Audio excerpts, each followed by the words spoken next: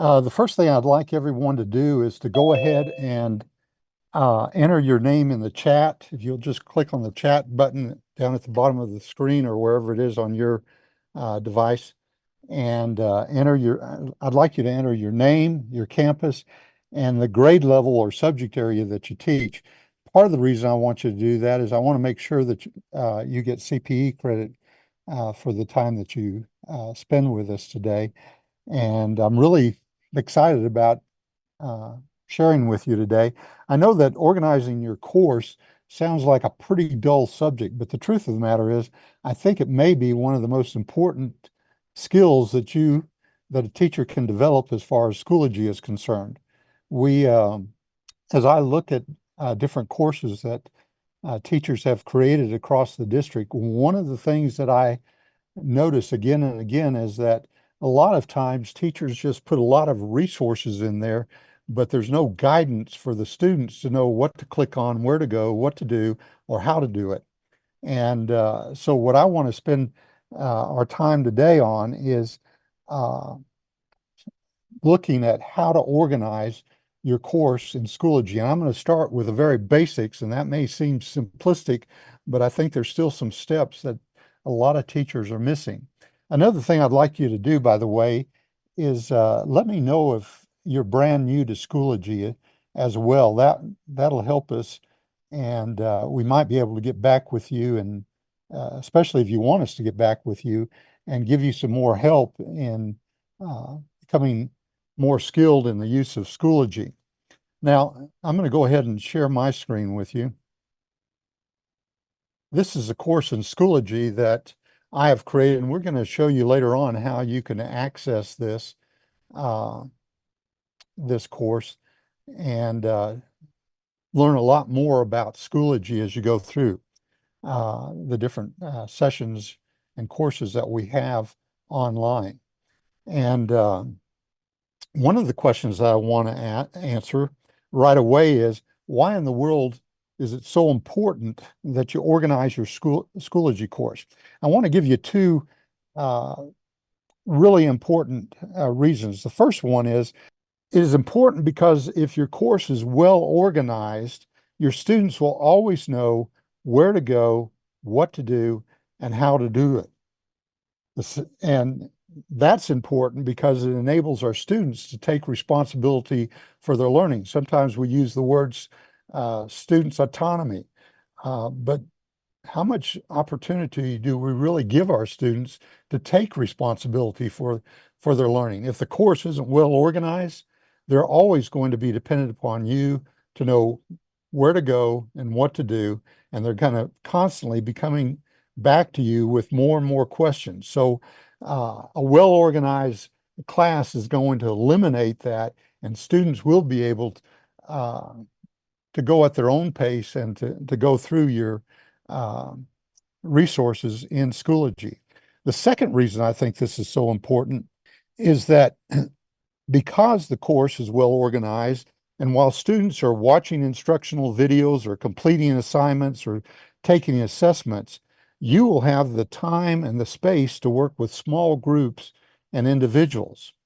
And that's important because now you're going to be able to differentiate instruction. And I know there's one of the leaders in blended learning who's responsible for the modern classroom project. His name is Kareem Farah. One of the things he says is that differentiation is the most overused term in education and the least implemented. And I believe that's true across the district. And some teachers are skilled at that, but I truly believe that if we give ourselves a little bit of time and space where students are working online, it'll give us more time to spend time with small groups and individuals and differentiate instruction. So those are my two reasons. And as we get started today, the primary tool for organizing your course in Schoology is folders. And there are different ways to organize your course. I'll give you three examples, and I'll show you it towards the end. Jesus, you might help remind me of this at the end. But There's three ways that I will mention. The first one is simply the time machine method, and that's simply organizing your course chronologically, week 1, week 2, week 3, etc. Many elementary teachers like that particular method. Another method is by the book. If you're going through a textbook of some sort, then organizing your course by the chapters in the textbook. And that would be a second way of doing it. And the third way is referred to as the archiver. And the archiver organizes the course by units. And I personally prefer that method. And it really doesn't make any difference which method you choose, but it is critical that whatever method you use, your students, when they go into your course, will know where to go, what to do, and thirdly, how to do it. Now, we're not going to spend much time today on the how to do it, because that's really dealing more with pages for the most part. But those are three methods. Now, as we get started here, this is a sandbox course that I have. And let's imagine that I'm going to organize my course by units. Over here, this is going to be our final project here, investigating cell structures and functions. And I'm going to go ahead and open this because that way I don't have to type in anything as I do it for you from scratch here. But I just want you to become familiar with some of these things. And I'll go ahead and copy the title right now. All right, so in our sandbox course, if you're brand new to Schoology, the first thing that you're going to do is click on the Add Materials button, and you're going to select Add Folder. And then you'll have a title. So I'm going to name each of my units. Let's say this is Unit 3 in this particular situation. It's going to be on investigating cell structures and functions. Now, the next thing that you'll see is this area here called folder color. Now, there's some teachers who use this just to kind of decorate their course. It doesn't really make any difference what color the folder is to them, but they like to make different folders and make it more colorful, and that's okay. I personally, I'll give you a couple of other options. You might have a different color for every unit, for example. Everything in Unit 3 may be a blue folder. In Unit 4, maybe everything's going to be a green folder, etc. Another way that is a little bit more complicated, and I don't really recommend it, is using the folder colors to designate which unit is the current unit, which is a previous unit, and what is a future unit.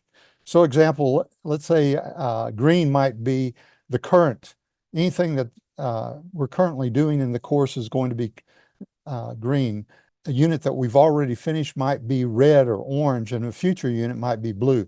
The reason I don't recommend that is it takes a little bit of maintenance on your part to keep up with that, and I wouldn't suggest that you do it that way.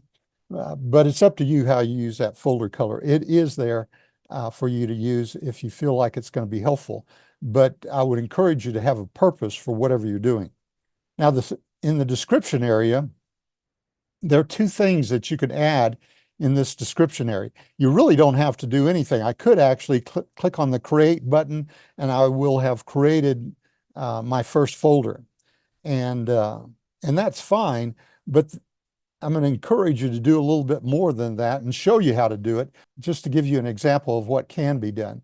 For example, in this particular unit here, I have an image of a cell, and I have a description of what is going to be covered in this particular unit. I'm going to go ahead and copy the text there, but I'm going to show you how to upload the image. For the image, what we're going to do, we're going to go to the Insert Content button. I'm going to click on that. I'm going to select Image, and then I'm going to select Attach File. And then I'm going to go to where I know I have an image of this cell. So I'm going to go to my Blended Learning Academy folder, organize your course, and then I have a folder on images, and here's that cell. So I'm going to select it, click on the Open button, and that's going to drop it inside of this. Now I found this cell on a site called Clip Art Library, If we have time at the end of this, I'll show you that. But I would encourage you to look at that site because as we go through this session uh, this afternoon, you're going to see a lot of images, and almost all of them I found in ClipArt Library. So you'll find how important that site is. I opened up that image inside of Preview on your MacBook. I resized it, but I still need to resize it a little bit more here because it's a little bit too big. I would suggest that the height should be no higher than 150 pixels. Right now, I have it set at about 112. I'm going to go ahead and leave it at that. But the alignment button, when I add text, I want the text to go to the right-hand side of that image. So I'm going to click on this alignment button and I'm going to say align left. And that simply means that my image is going to be to the left-hand side and any text that I might add is going to be on the right-hand side. I'm also going to add 10 pixels around of horizontal space. And the reason that I do that, if you don't add some horizontal space on some images, the text will be so close to the image that it kind of bleeds into the image. So I like to separate that a little bit. 5 or 10 pixels would be fine. And when I'm done with that, I'm going to click on the update button. Another thing I want to do here, and part of this is because I'm a little bit anal, I want that may be just a little bit too small here. I'm going to increase the size there. But you'll notice that I have some blank space. So I'm going to go ahead and click on that image, press on the arrow button so I have my cursor to the left-hand side, and then I'm going to hit the delete key on my MacBook so I can pull that image up to the very top. Then on the right-hand side now, I'm going to put my cursor on the right-hand side of the image, and I'm going to paste that text explaining what this folder or this unit's going to be all about. I'm also going to push this down a little bit so that the text is more towards the center of the image. I think it looks better that way. And I'm going to go ahead and click on the create button. We're going to talk about the date and the availability in just a second, but I want to go ahead and check to see what I've done up to this point. So I'm going to click on the create button. And there is my folder. And it looks pretty good at this point. I might go ahead and drop that explanation and other space down, but I'm going to go back in now and edit this. And I'm going to go ahead and drop that a little bit more there.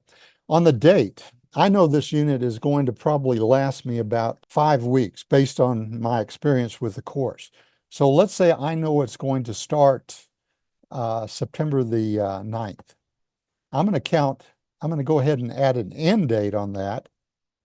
And that end date is going to be 5 weeks after that. So I'm going to go 1, 2, 3. I'm going to go to October, and this will be 4 and 5. So I'll end this on Friday, October the 11th. So that's going to be the date my students will be working inside that folder. Now, this is important, and the reason it is important is the students, when they look at this folder, they're going to see this end date. And so if I'm in October the 1st, I know that I'm still supposed to be inside of this folder. So my students know where to go, okay? Now, the last part of this folder is the public or the availability date, and there are 4 options here. The first one is published, and that simply means that the students can see this folder right away and can go ahead and go inside the folder. A second option is unpublished. If you don't feel like you're ready for students to see this yet, you can leave it as unpublished. The third option is publish on a start date. In other words, I could put published on start date and set that start date at September the 9th. The only problem with doing it that way, and also with this last one, is that the previous unit might take a little bit longer, and you may not want to really publish that on September the 9th. Published during a date range, if you select that one, you would have a date range of, let's say, September the 9th to October the 11th. But again, it kind of, and when those, and that folder will not appear until September the 9th and will disappear on October the 11th. But it may be that you're not ready for it to start on that date or end on that date. So you may be careful about those last two. I typically am not concerned about that because I like my students to be able to look ahead and see what's coming up next. And some students may be ahead and may want to get into a unit sooner than other students. And I want to have that flexibility for my students so that they can do that. When I've completed all these options here, I will click on Save Changes or the Create button, whichever one is available at that particular time. And this is what my final folder will look like. So I've created my unit folder. Now, once you've created the unit folder, you're going to go inside of that folder and you're going to create folders for each of the different units. For example, I'm going to add a folder, and one of my lessons is going to be on cell theory.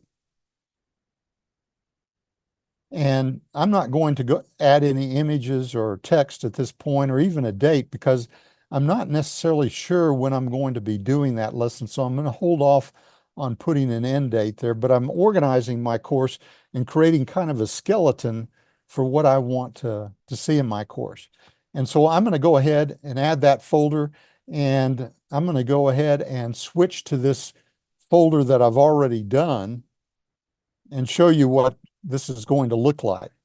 So I'm going to go in here and I'm going to create all the lesson folders that I want for this course. One of them is going to be on structure and function of plant. It should be plant and animal cells. I'm going to create that folder. And then the last one is going to be on levels of organization in plants and animals. So those are the things that we're going to cover in this unit. And inside of each one of these folders, I'm going to place all the resources that I want my students to access during that particular lesson. And that will include things like any instructional videos. Those might be videos that I found on YouTube. It may be videos that I've created in QuickTime on my own laptop, and I will be creating those lessons. It may be assignments. It may be discussions, or it may be assessments. All those will be materials that I will be adding inside of this. I'll also be adding pages to help students to know what they're supposed to do with all these materials inside of this. Now, I know it's kind of confusing the way I've brought this up here, but I'm going to show you some units that I've already finished so that you can see the organizational structure that we have. Here's one on a science course. And by the way, let me show you this for elementary teachers. For elementary teachers, I would really suggest that you have a separate folder for each one of the courses that you have. And that is probably going to be in your homeroom class course that's created for you by the district or the attendance course, whatever it might be. But I would encourage you to go ahead and put all your courses in separate folders so that students don't have to keep jumping from one course to another, but can navigate through your course just by clicking on folders. And you'll notice I even have the times that students will be inside, typically inside of each one of these sections. All right, so inside, this is where you're going to create your units. And you can see what I've done here. I've got a unit on investigating the weather, investigating properties of matter, investigating energy, investigating force and motion. And that might be everything that I'm going to do during the first semester. And those would be the only folders that I would have in my course. You don't want to overcrowd your course. You want it to look simple and not so overwhelming for students. And if I want to unpublish some of these, I can click on that and click on the unpublished button. You'll see that it didn't look like it unpublished that. Let's try that again. Okay, now you can see it's unpublished as it's grayed out.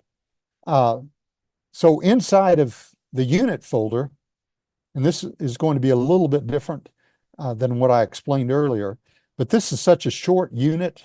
It's a 5-day unit. And so I only have one lesson. So all my resources are inside of the unit folder where normally they would be inside of a lesson folder. But you can see I have a discussion to start out this unit. I have an explore, which is actually an assessment, but inside of this, let me just show you what this looks like. Inside of this, I have a 9-minute video that I'm asking students to watch, and then they're going to have some true and false questions following that as a follow-up to the video to see if they understood what's going on. So I've turned an assessment into kind of a lesson. Then I have a unit vocabulary terms. This is an assignment. I have a folder on a project where the students are going to build an anemometer or a wind vane. I have a unit challenge. This is another assignment.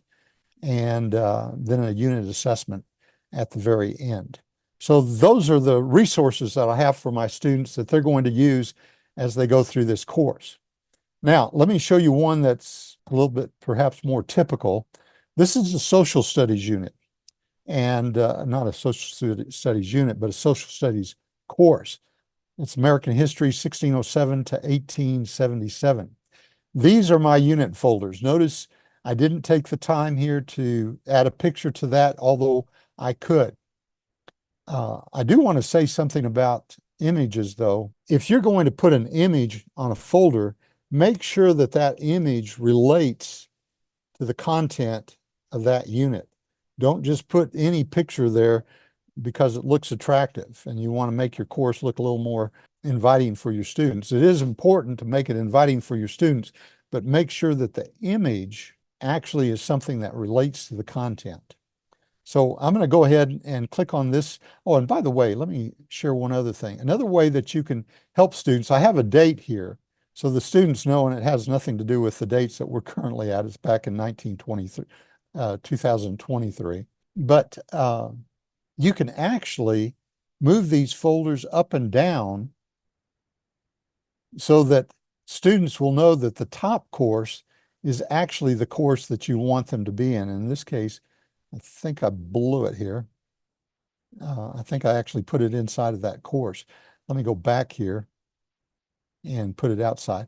If I want it up at the very top, there we go. I can move it up to the very top and students are going to know that the top folder is actually the folder that they're working on.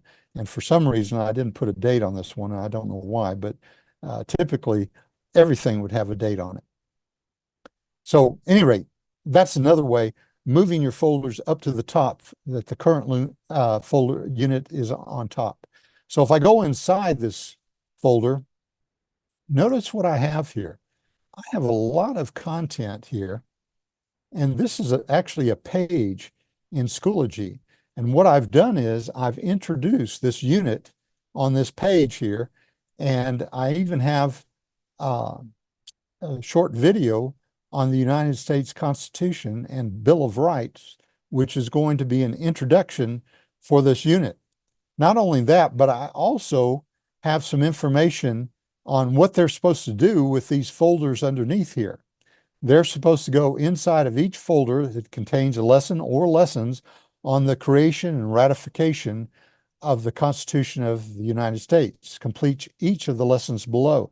And these are my lesson folder. I have one on the Constitutional Convention, ratification of the Constitution, one of the Bill of Rights. Those are the ones that I have.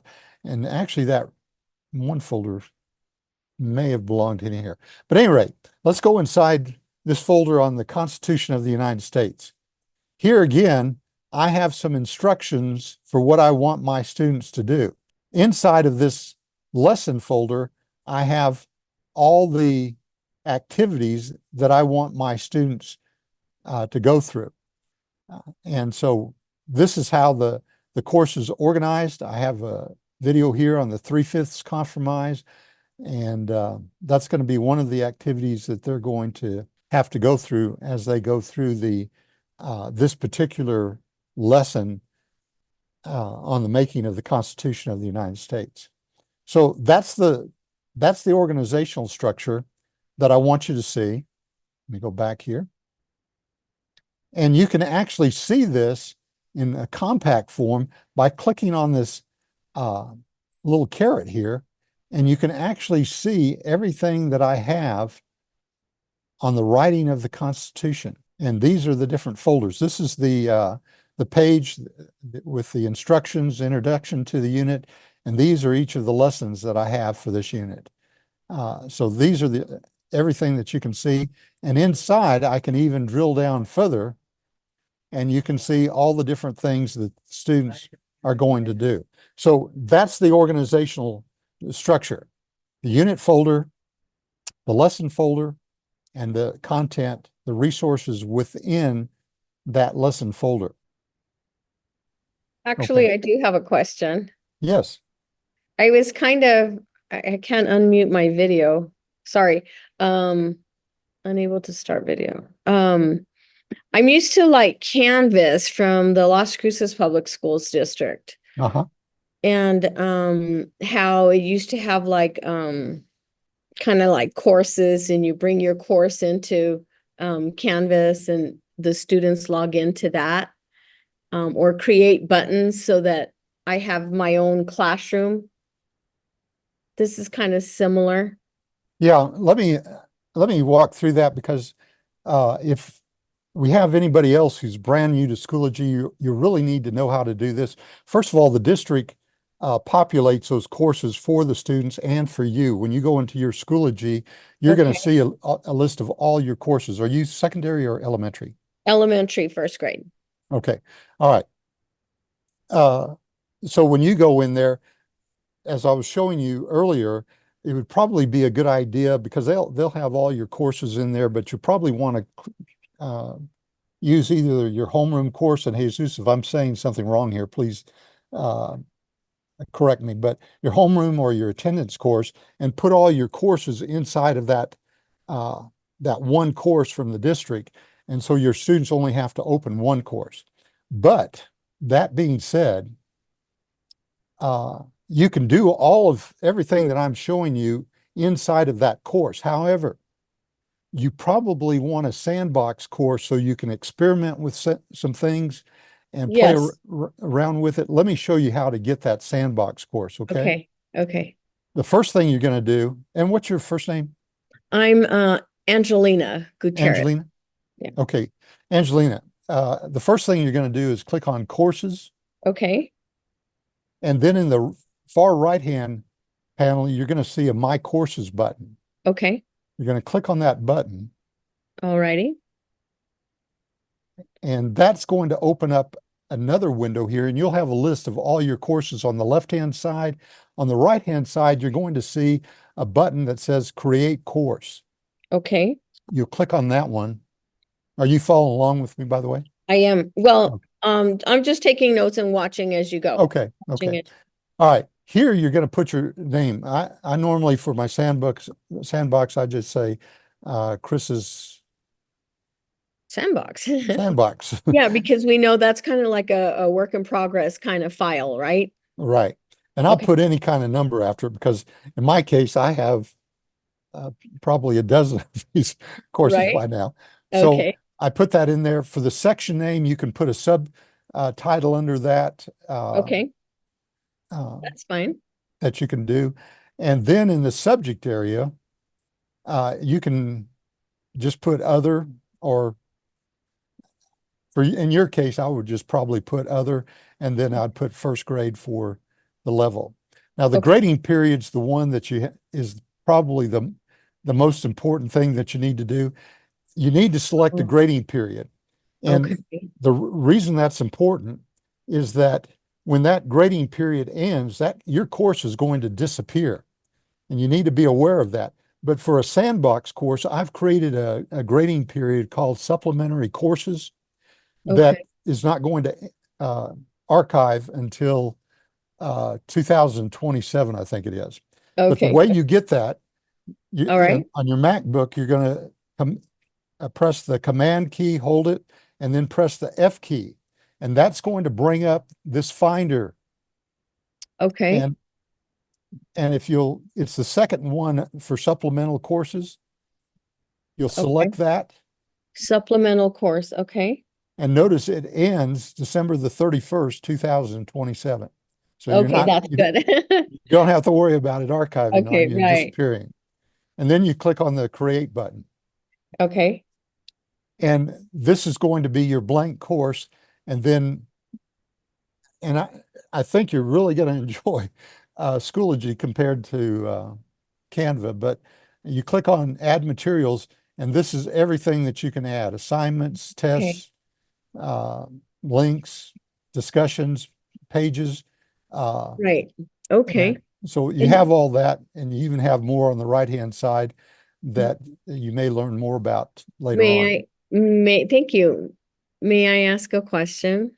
Sure. How different is Canva from Canvas?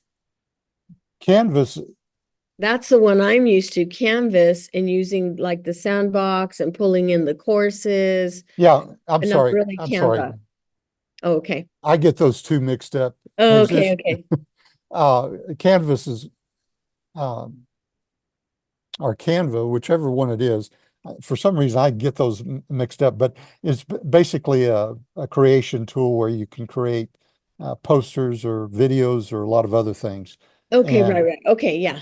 by the way, the district, uh, we have a teacher access to that, and all of our students have access to that as well. And you can make assignments in your Schoology course so students can go right to that. But that's a totally different course. What I Quick, do want to go uh-huh. ahead. I was gonna say, what is the biggest difference between this one and Schoology and Canvas? You said I was gonna like this one a lot more, probably from those items you just showed me. I think Schoology is more intuitive, Okay. in my opinion. And Like, a lot of times when you're used to something, it's a little bit difficult to make that change. But I think once you get used to, and especially if you get your course organized, where your students can go in there and they're going to know where to go and what to do, uh, I think you'll find that to be a really valuable help. one quick question. Is this course something that's mandated by the district? Like in case there went to online teaching, do you know if it's a mandated thing or this is something that we can do if we would like to use? It's kind of a both and, Both, okay. because, and the reason Okay. I say that is you're going to find that your curriculum leaders, they're going to post their stuff in Schoology. A lot of teachers are using uh, Mm-hmm. Schoology, Okay. and that's the one that we support as a district. Uh, Unfortunately, I don't know that there's a clear mandate from the district on this. Okay. Although if we ever go into another shutdown, they'll wish they had done that. But Yeah, okay. All righty. Thank you. I appreciate your help. That kind of gave me a good idea to start with, and I'll go to the sandbox first. okay, and let me show you something else. Everybody on this one here. Hey, Chris, Yes.